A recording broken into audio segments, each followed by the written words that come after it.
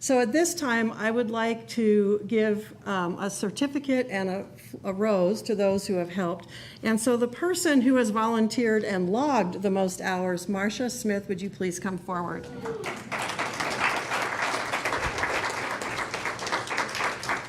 And the next one was for Kathy Lady, and she's not here. Reba, would you please come forward? And Jim Bars, our accountant, he donated a lot of his time last year. And Julie's usually here every Sunday. Is she not here today? No. Okay. So, David, you want to take it for her? Since you stepped in and helped? So, as I was putting all this together, let's look at these folks, and you realize who's not here. One of the things I realized about loving service is when I did the love languages, and I talked about that in the last talk I had, people who believe in service as their love language often don't want to be recognized up front. So being up here is not their favorite thing, and so they didn't come today.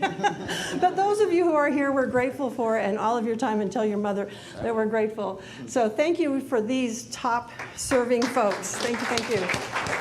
Now the next group I would like to recognize are those who have been on the board at the end of last year and the beginning of this year. So Justine, would you please come forward? Just wait up here till you're all here. John Rossi's not here. Lisa, would you come up for him? Lisa's the power behind John, so we can recognize her as well. Leslie Fritz is not here. David Peterson, would you please come forward? Beth is not available right now.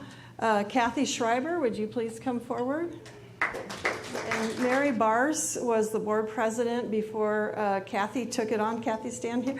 And Mary and Jim are both out of town today, so we're very grateful for all the services they do. Mary Lynn, where's Mary Lynn?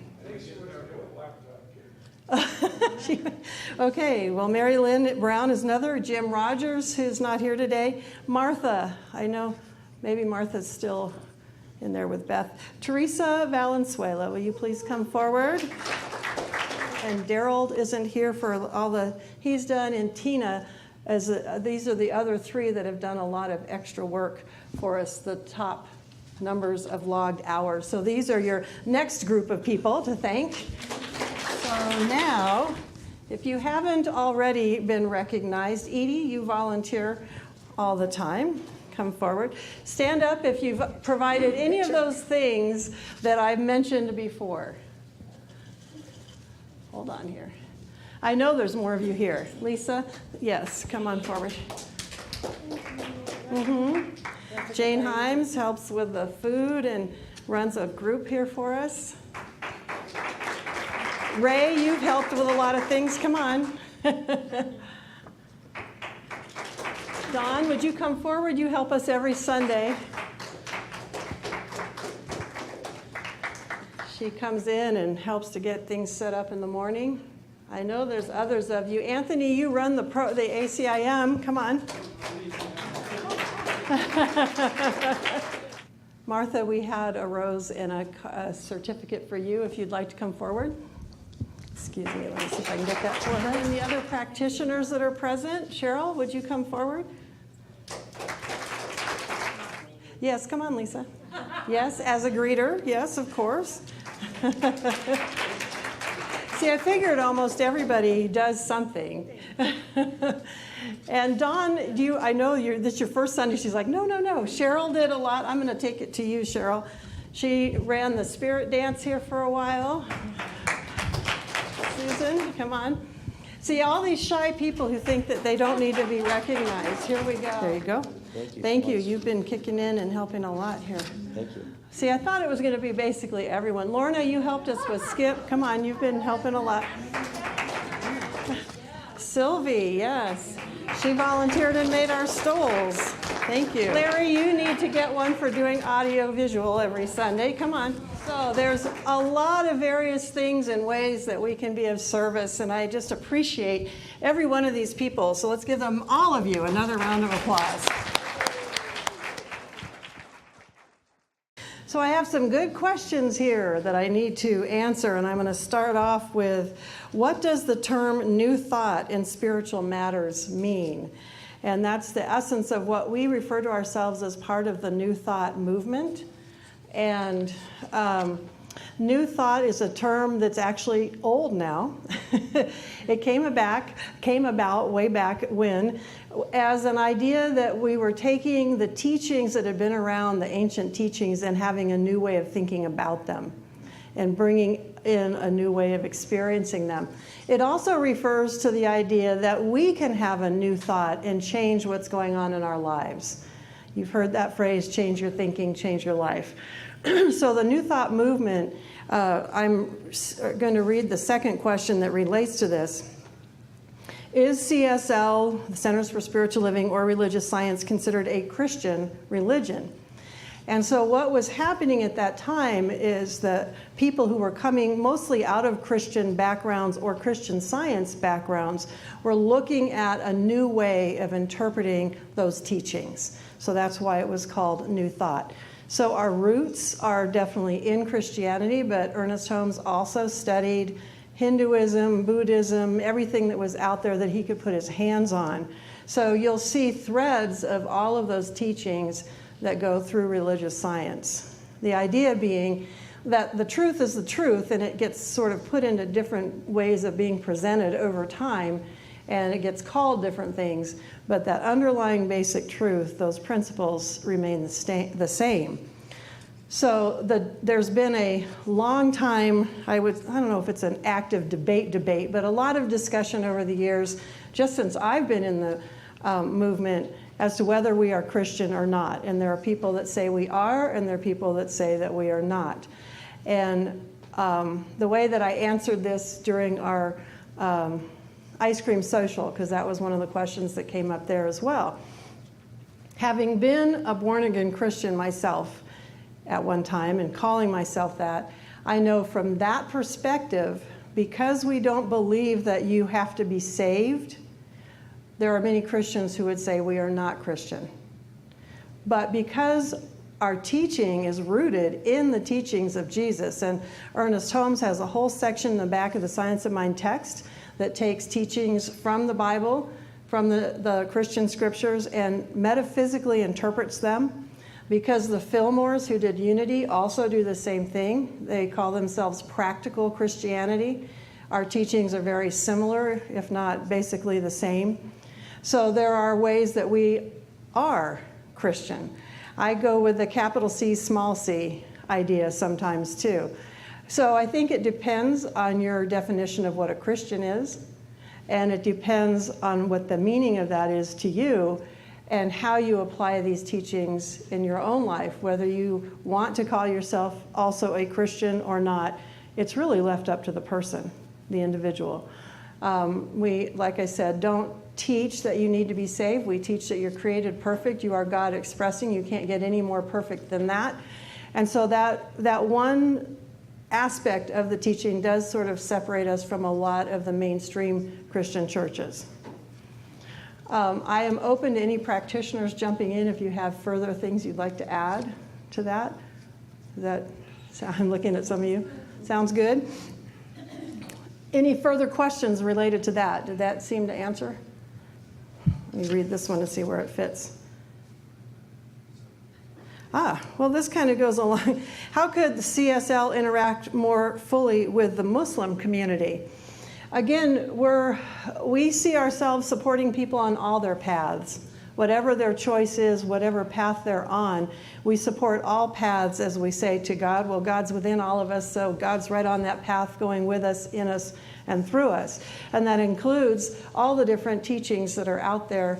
And so in terms of how to interact more with the Muslim community, if you're talking about the community here in Las Cruces, as far as I know, the last I heard, they don't have an imam in Las Cruces. The closest temple with an imam is in El Paso.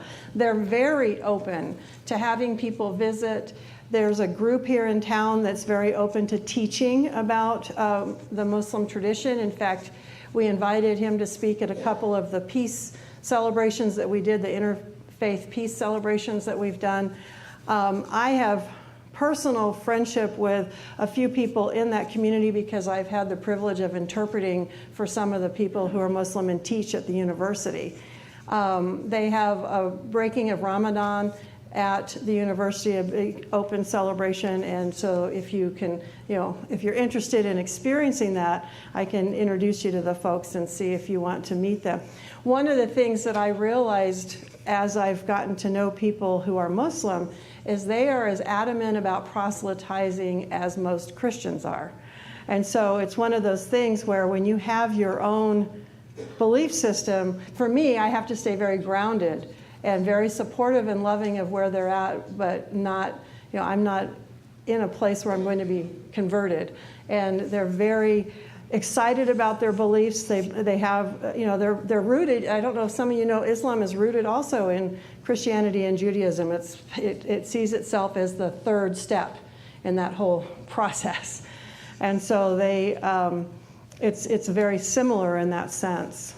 So other than that, I don't know. We could, if anyone was actively interested, we could see about reaching out and finding out what more we can do. They, like I said, they've been a part of all of the gatherings when we have had the interfaith coming together. When we had the shooting in Orlando and a lot of the faith traditions met in the park, the Muslim people were there.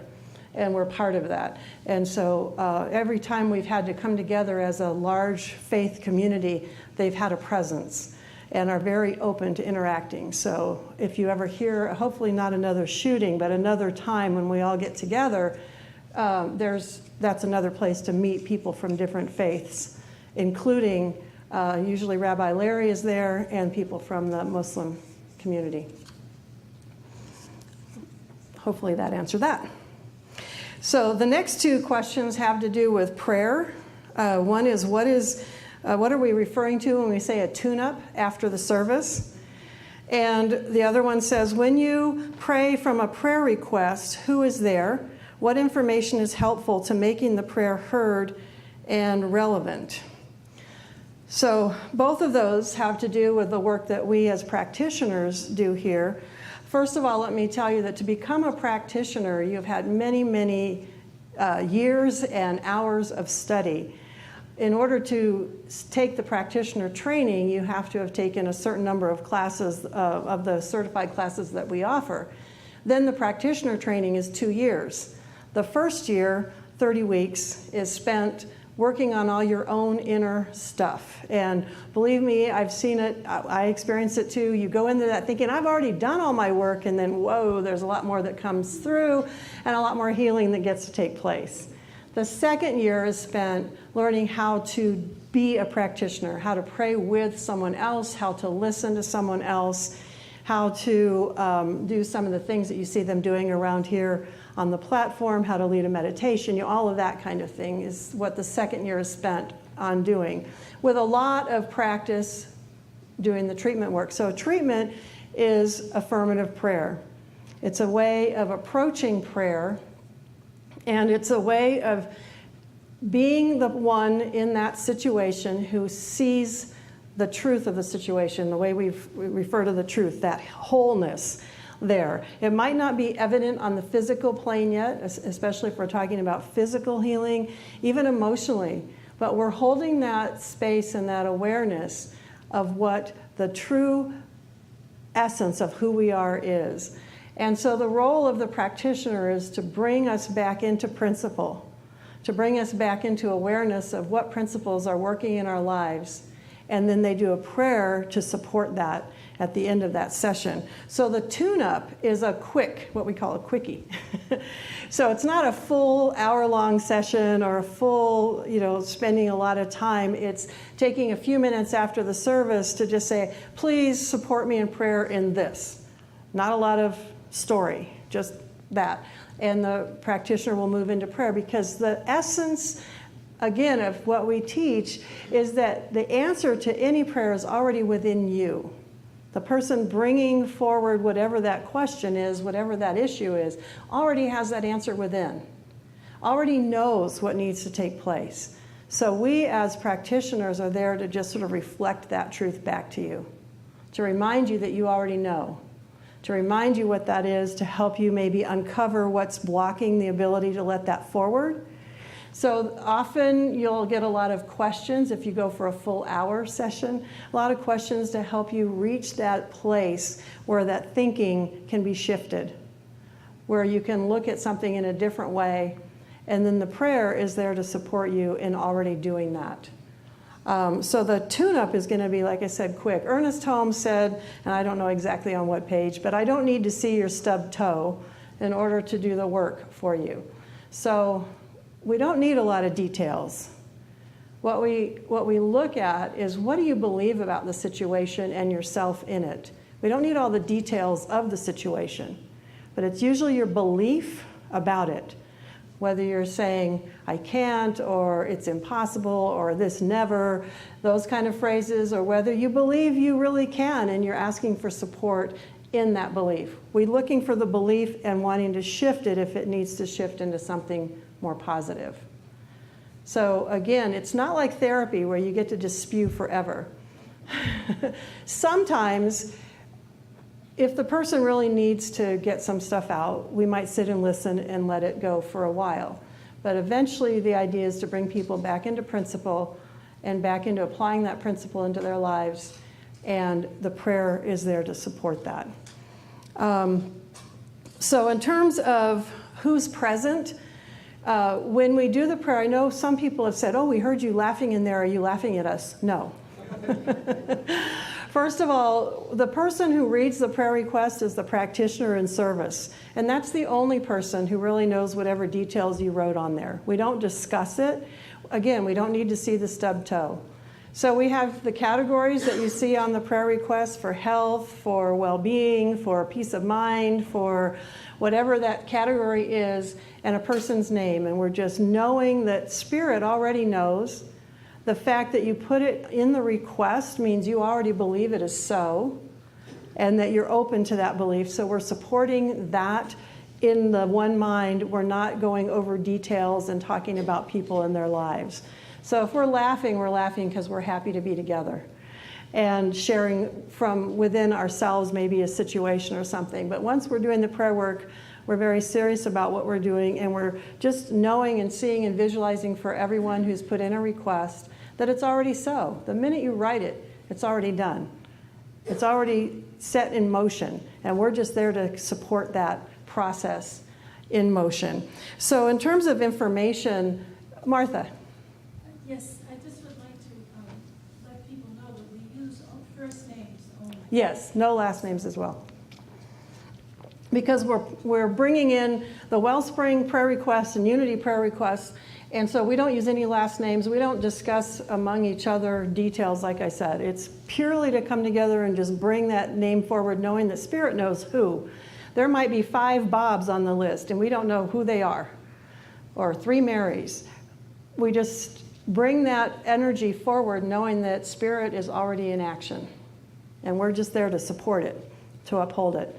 And then we take that home and do that individually as well throughout the next couple weeks. And hold that in consciousness. So the information, you don't really need to give us any extra details if you don't want to. You just circle on the prayer request the area that you want us to support you in. You know you've already turned it over to Spirit when you hand us that request. If you want to give us details, that's fine. And if you want someone to respond, at the bottom, I think there's a place that says, I'm going to participate in this, in the support of this prayer by doing whatever. And then you can also ask for the practitioner in service to call you if you want to do prayer work on the phone or make an appointment. Or for, if you want me to do that, specifically ask for the minister. And I can do that. We can make an appointment for a deeper session. But that's what we're doing when we're doing the weekly prayer work and when you're getting the tune-ups after the service. The relevance, what makes the prayer relevant is your own belief. Because again, out of the teachings of Jesus, it is done unto you as you believe. Now, I know he's not the only one that taught that, but that is what we believe. It's done unto you as you believe. So the minute that you write it down with belief that it's so, it's so. Any further comments or questions on that one? You didn't say who was there. Who? On the Oh. list it said, on that question that asked who was there. Oh, okay. Well, we say that every Sunday. The people that are there are the ministers and practitioners and teachers from Unity, Wellspring, and the center. If you want to come and be personally prayed with by that group, you can come in and do that, and then we won't mention anybody else's names until we're done working with you, and then we'll ask you to leave when we mention other people's names. We do keep all prayer work confidential. The role of a practitioner is very similar to a counselor. We follow the same laws in whatever state we're in as counselors. So we keep confidentiality, and also we have to follow the same reporting rules should someone say to us that they want to harm themselves or someone else. We do have to report that. So we do have to follow the same laws that are set in place for therapists and counselors. So the next two, and we're already running fast on time, are a little more difficult to answer. We are all one, and it's difficult to hold that thought in such a divisive and split society. Anxiety, fear, frustration also seem to rule, so help. And the other one, how do you balance compassion and being there for someone and codependency, encouraging others to take responsibility for their health, both physical, emotional, and spiritual? So both of those I could probably speak for another 20 minutes on, so I'll try and be quick, and then what I did last year is I'll take these two and try and weave them into some of my talks that are coming up and go into more depth. But first of all, in terms of the way we view society and seeing it as divisive and split or seeing it as all one. Again, part of our teaching is we get to choose what we focus on. And the more we focus on the division and the splits that we see, the more we're going to see them. It's that idea of when you buy a new car, all of a sudden you see everybody else driving the same kind of car because you're focused on that kind of car. So what we focus on, we see more of. If we're focused on the fact that we're all one, we will start seeing the evidence of that oneness. We will start seeing how that's showing up in our lives and in the lives of others. We also know that what we resist persists. So if we're resisting that sense of divisiveness and we're putting energy into it, it's going to persist. So the way I've seen that for me, the visual, because I'm also very visual, is when you learn how to do martial arts and they say instead of trying to resist someone that's punching toward you, whatever, you just step aside and all that energy takes them down. You might need to guide them or whatever. But to me, that's what keeping our focus on the positive and on the oneness is. It's like stepping aside and letting that other energy just take itself down. I'm not going to resist it. I'm not going to focus on it. I'm going to focus on my stance, the wholeness and that truth, and keep my focus there. And I know it's not easy. It's not easy for those of us who've been doing this for a long time. But to me, the more that I see that in my life working, the more I know that it works. So the more I practice it, the more I see that it works. And I spent, just on a personal level, when Brenda's brother was here and my son was here, I did not get my usual time in the morning for a couple days, and I felt the difference.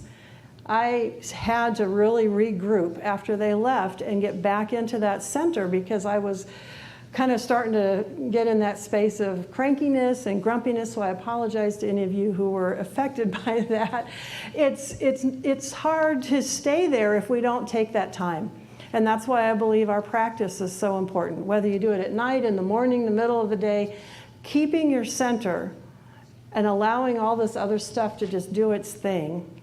If you see the bigger picture, we are evolving toward a more loving society, even though it seems like it's not, because we're seeing things repeatedly. You don't just see the event once. You see it over and over and over and over. It happened once. And in the past, we didn't even see all this stuff. So it's a matter of where we want to put our focus and how we support that in our consciousness and in our practice. So again, I'll try and get more into that later. The compassion versus codependency question. Again, like I said, as practitioners, our goal is to support people in walking their truth. And so that means that we're not doing it for them. We're very aware of the fact that we aren't doing the healing, we aren't doing the work, Spirit is. And Spirit's doing the work in them to the level that they are willing to let it. So all we can do is support the person in allowing that to take place. And that support can come through asking various questions, it can come through praying with them, it can come through reminders. Whatever we agree on in that relationship, we can take on that role. But we are not doing the work. The work is happening in them as Spirit is moving and doing that work. So again, it's knowing their capacity, seeing the capacity of Spirit to be its fullness in every single person. No matter how hard off they might seem to appear, no matter how bad life might have been for them, knowing that every single one of us every day starts today, making decisions, using that freedom of choice that we have, and shifting how we think. And so as we can inspire that in them, we inspire them then to take on the movement and the activity that they need to, and we're not there being codependent to them. So hopefully that also helped. Just again, know that no one else is responsible but them and Spirit in them.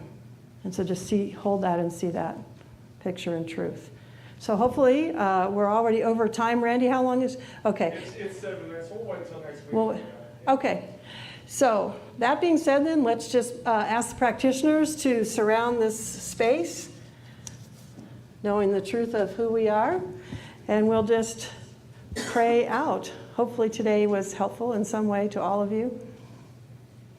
So I just give great thanks for this opportunity to celebrate those who are part of this center, those who are visiting the center today, and all of us who are part of this community. Each one of us, even if we don't think we are serving by showing up. So I give great thanks for each one who's here, and I know that this teaching inspires us, moves us, and assists us by lighting that path before us as we move forward in this world. And so I give great thanks for all the different ways that Spirit expresses through each individual here and all of those we meet beyond these walls. So with deep and great gratitude, I just release these words and give great thanks. And so it is.